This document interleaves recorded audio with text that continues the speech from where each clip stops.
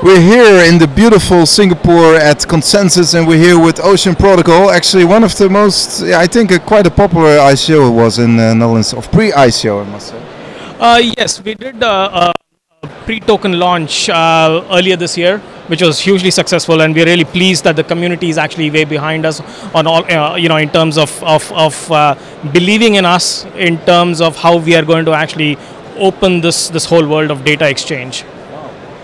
And you raised like 22 million euros in the pre-ICO already. Yes, we did. We raised 22 million in the pre-launch token exchange. Yeah.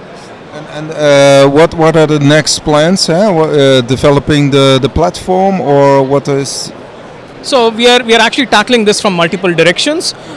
So we just launched our testnet, so that's already out there.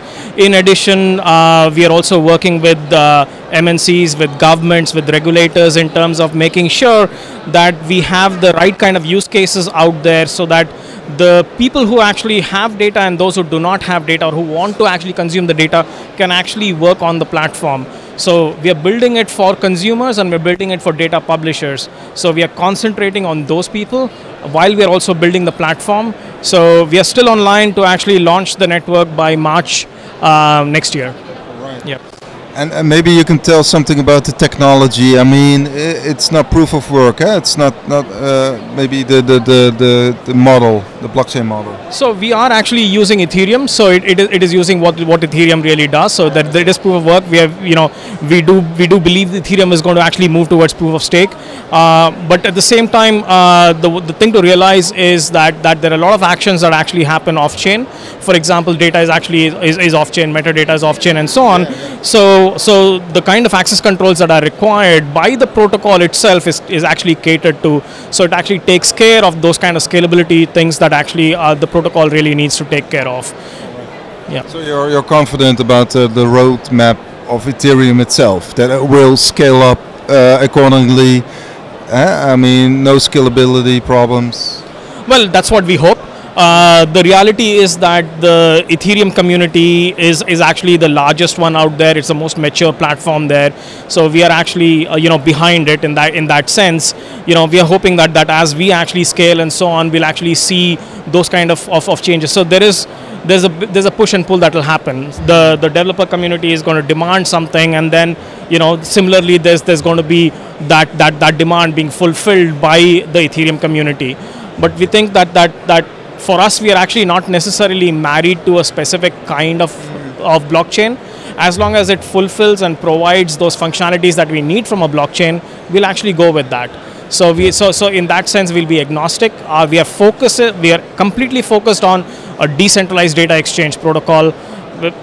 We are not really married to one specific blockchain to actually enable that. And what kind of clients are you looking for? I mean, I can imagine, for instance, healthcare or education is quite it's also insurance. Yeah, so for us, we have actually signed up with the Singapore regulators for 7 regulatory sandboxes. These are in the areas of healthcare, mobility, financial services, built environments, utilities, and so on. So so we are actually agnostic to that.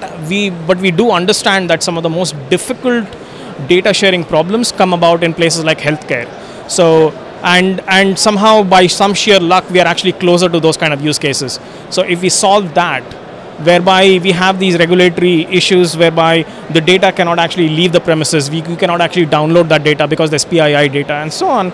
So we are actually hoping that by actually catering to some kind of use cases in healthcare, we'll be able to cater to many more in the process. So we are. Do you have examples? Sorry, do you have examples of business cases? Yes, we do. I mean, for each of these use cases that we are working with the Singapore regulators, they're all industry-led, and because they're industry-led, we are actually telling the industry, be as selfish as you can, to make sure that your use case actually provides solutions that you are actually looking for via such kind of a data exchange. So we do have those in healthcare, where it is, for example, there are things around Parkinson's disease. Then we also have things around how do we actually enable elderly to actually be able to live independently. So IoT and so on. And If you're connected life, connected life is also an example. yes, so they are a very good example of a data provider who actually has been collecting huge volumes of data around Parkinson's disease. Now, obviously, there is certain sensitivity attached to it. So the kind of access controls that they need from any such kind of data sharing is completely different. So if that data cannot be downloaded, what kind of access controls are possible? So that's where Ocean really it kind of comes in to actually see how that end-to-end, use case will actually get implemented, where this becomes a sustainable way to share data, so that AI models can be built and they can actually have the impact that they really need to have. All right, sounds very good. How do you see the market for? I mean, we have a bearish market now. I mean, how do you see the development of the market and the industry actually for the coming years? I mean, we still are in a very early phase. So, keeping the whole thing about the crypto speculation aside, I think the world is going to move and is moving towards decentralization. If you really look at all kinds of investments that are happening, even with the VC world, whether they invest in tokens or not, I think there is less and less emphasis of building a centralized, platform that collects huge volumes of data and become another Facebook. I don't think that will ever happen again. So, in that sense, I'm hugely excited in terms of what's coming. So I think that's not going to stop. We will see, just like the dot-com boom and bust, there'll be a boom and bust. But I think out of that will come out all the gold nuggets. That is what we are actually waiting to see. And we'll celebrate that after that. All right. Thank you very much for your time. And maybe to end, maybe you can do like a pitch for maybe private investors, if you're looking for more investors, about Ocean Protocol. Well, we are not at the minute, but essentially, Ocean is a decentralized data exchange protocol. The protocol enables the data silos to be broken and for data to be shared, such that AI actually comes into the hands of many more rather than just a few. We believe that AI is going to change the world, but we think without data that will not happen, and without data sharing that will not happen.